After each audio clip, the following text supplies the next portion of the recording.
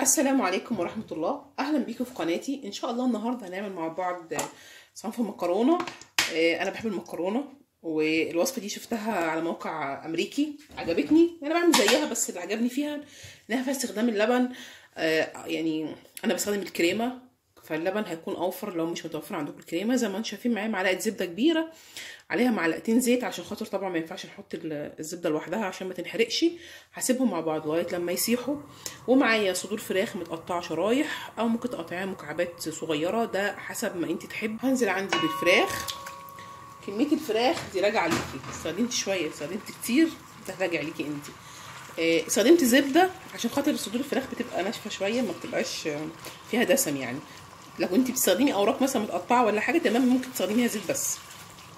هشوحها كده لغايه اما لونها عندي بيض. شايفين يعني الشريحه بتاعتي عامله ازاي؟ هي عريضه لكنها رقيقه مش تخينه. بعد الفراخ بتاعتي ما لونها بيض كده، خلاص هبدا بقى اشيلها بمصفى، عشان خاطر الماده الدهنيه اللي تحت دي انا محتاجاها. مش هشيلها بيها وارجع تاني احط ماده دهنيه تانيه. بصلايه مقطعاها ناعم، خدها كده لغايه لما لونها يبقى شفاف، مش عايزه لونها يغير. بعد ما البصل خد عندي اللون الشفاف، هجيب عندي فصين توم واحطهم عليهم كده. ومعايا دي شطه، او عندي تستخدمي فلفل او تستخدمي فلفل الوان، ده يعني اللي تحبيه استخدميه. هاخدهم برده تقريبا كده. واجيب عندي التوابل لما بتتحط دلوقتي بتتحمص شويه مع الماده الدهنيه، فبتبقى ريحتها قويه وبتبقى طعمها حلو.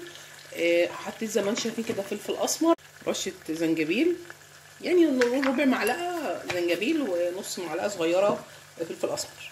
حاجه بسيطه كمون، حاجه بسيطه برضو حبهان بودر، عشان خاطر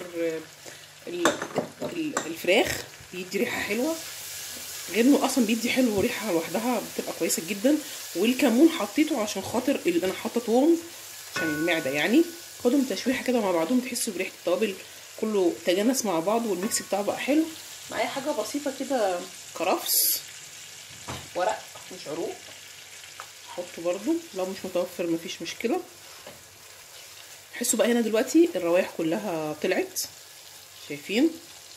هنزل عندي بقى بالفراخ تاني. احط معايا المكرونه زي ما هي كده، مكرونه اسباجيتي. احط معايا دي كوبايه حليب وكوبايه عصير طماطم اتسبك نص تسبيكه. وهكمل بقى الباقي ميه عاديه من الحنفيه. انا حطيت في هي نفس الكوبايه اللي استخدمت بيها اللبن، هي اللي استخدمت بيها كل حاجه. 3 كوبايات، كوبايه طماطم، كوبايه ميه، كوبايه حليب. هسيبهم بقى كده طبعا على حسب كميه اللي هتستخدميها، كميه الفراخ وكميه المكرونه.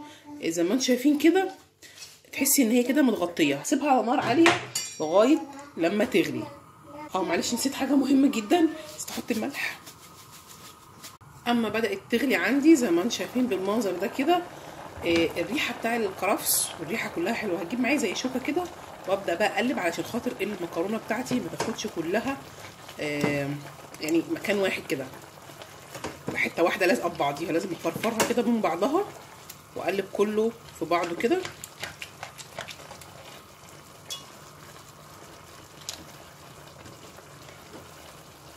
تحسوا بقى المكرونه اصلا هي بدات تطرى شويه، فهتبقى سهله شويه في ان انا بفرفرها من بعضها كده. شايفين؟ اقلب كله بقى ببعضه كده.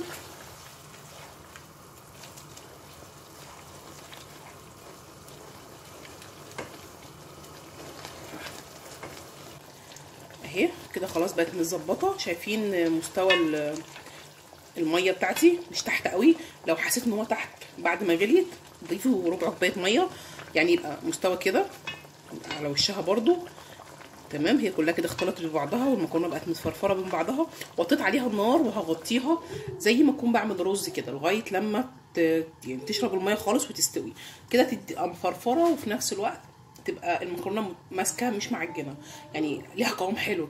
وزي ما انتم شايفين بعد مرور حوالي نص ساعه استوت جميله جدا. المكرونه عندي مستويه ومفرفره، مفيش اي حاجه متماسكه، وقوامها حلو مش مهريه. اهي شايفين الفراخ عندي مستويه، مجرد ما بحطها بتعمل على طول، وفي نفس الوقت مش ناشفه.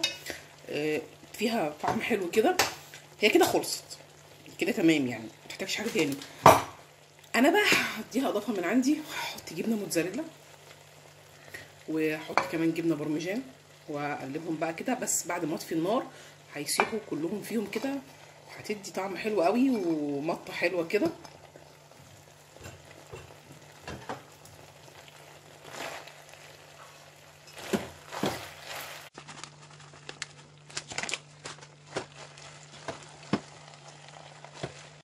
شايفين بقى الجبنه بتمط ازاي، جميله قوي، تجوع. جبنه البرمجان طبعا عشان بتبقى يعني حادقه شويه، فبتدي طعم حلو مع الجبنه الموتزاريلا. خلاص كده ممكن تستخدمي انتي بدل الجبنه البرمجان دي جبنه رومي، ممكن جبنه شيدر، اي مجموعه جبن تحبيها استخدميها يعني. كده خلاص الوصفه بتاعتنا تمام كده، خلصت، قامت بالواجب. اشوفكم على خير بقى، السلام عليكم ورحمه الله وبركاته.